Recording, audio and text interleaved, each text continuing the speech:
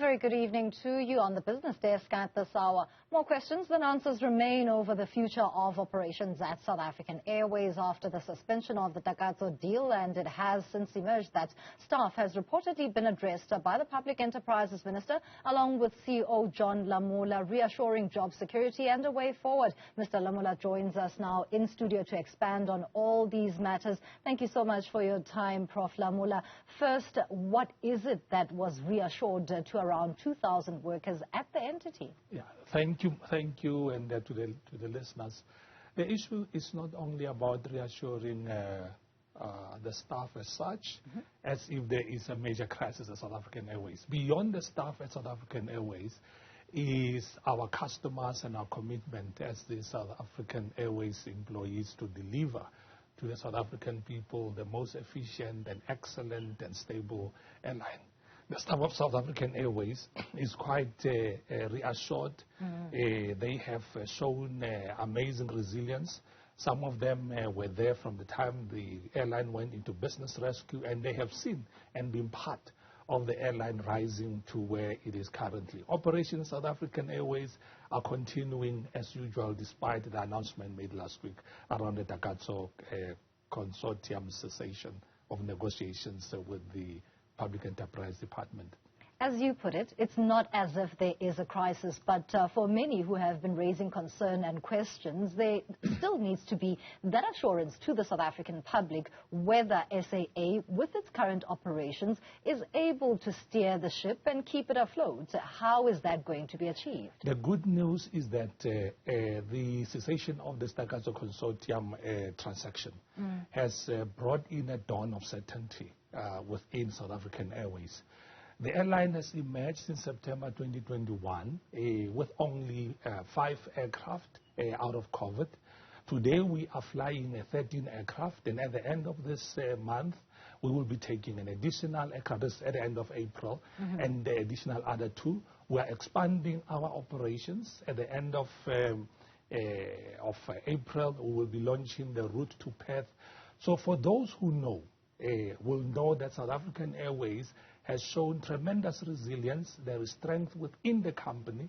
The company is financially stable to the degree that it has been able to meet all its obligations out of its own operational revenues.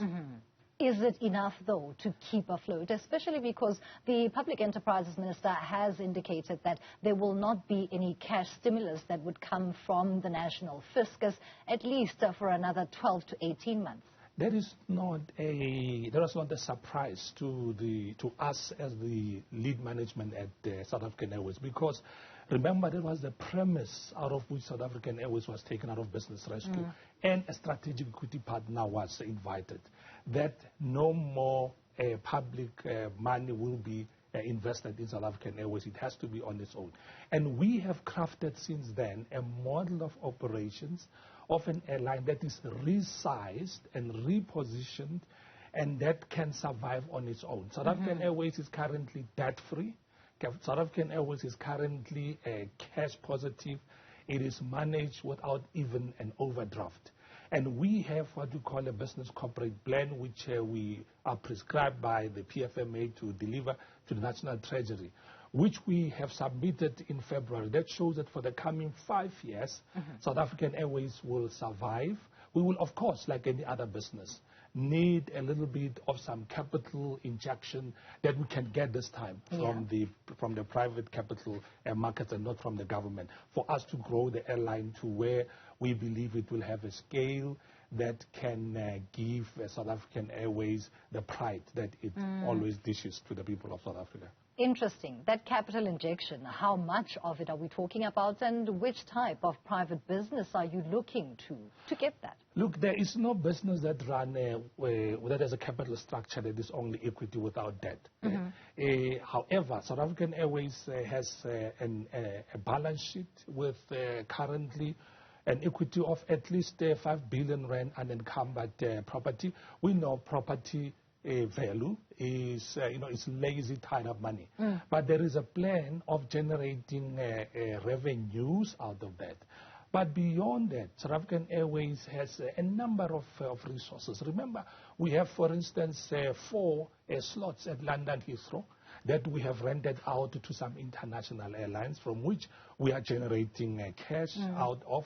So there is currently a plan that we are working on, where we are looking at what kind of minimal external funding will South African Airways need 2 years or so from now.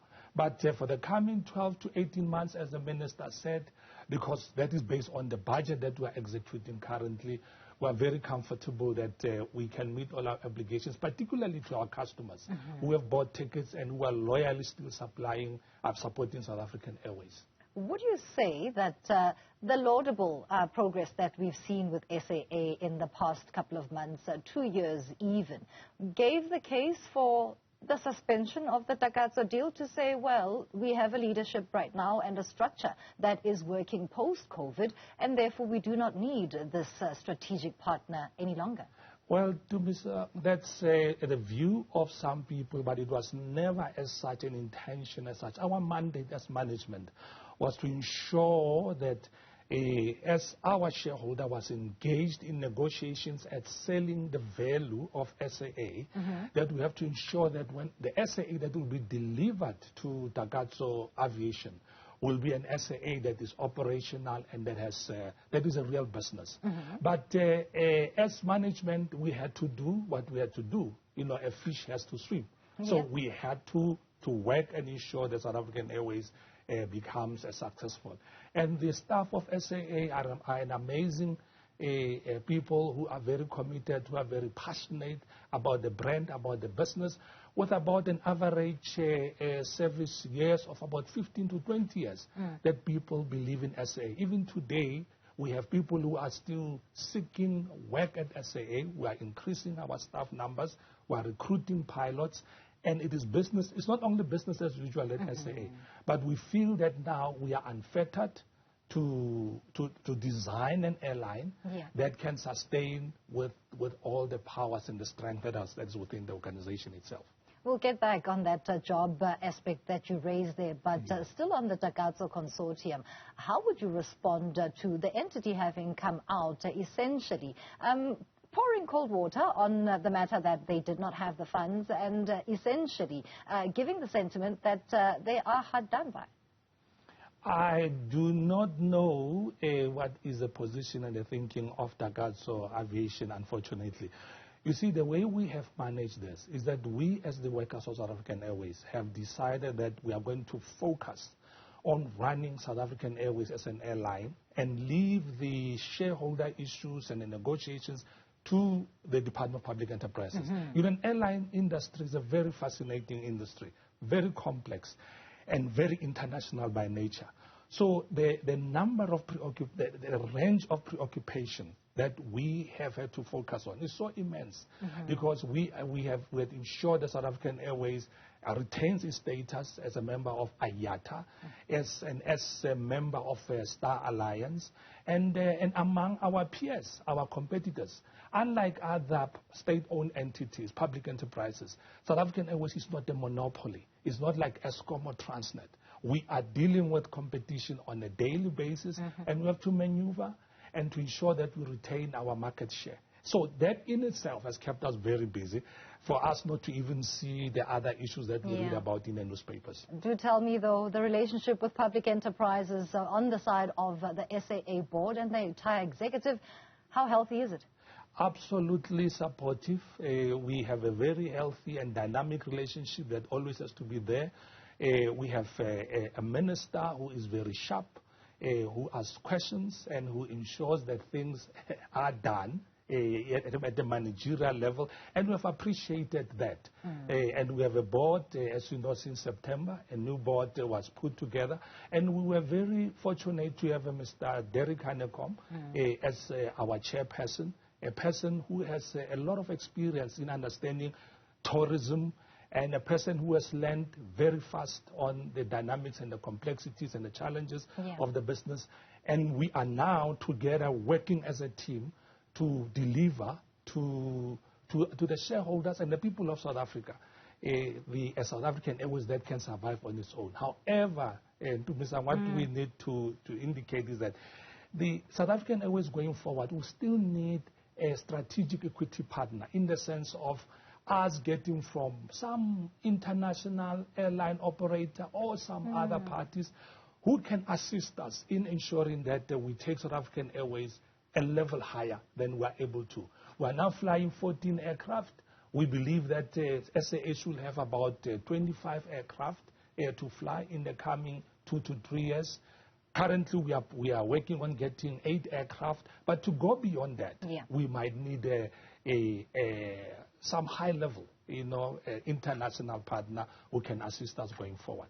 As a parting shot, I'm glad that you raised the matter of still needing a strategic partnership, although you are looking at a global scale here.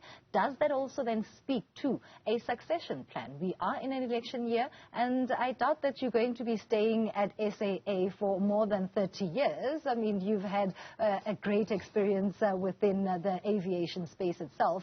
However, coming into the likes of SAA is not longevity, is it? Indeed, but any healthy organization has a board that is always looking at the risks that organization is facing now and into the future. And we have a succession planning.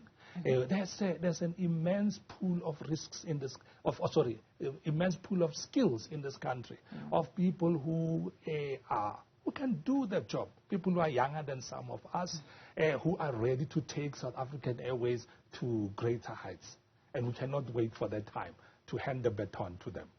Thank you so much for your time. Professor John Lamola is the CEO at SAA. They're just giving us developments that have since transpired since the announced suspension of the Takatso deal. And as you heard there, the SAA is still a national entity.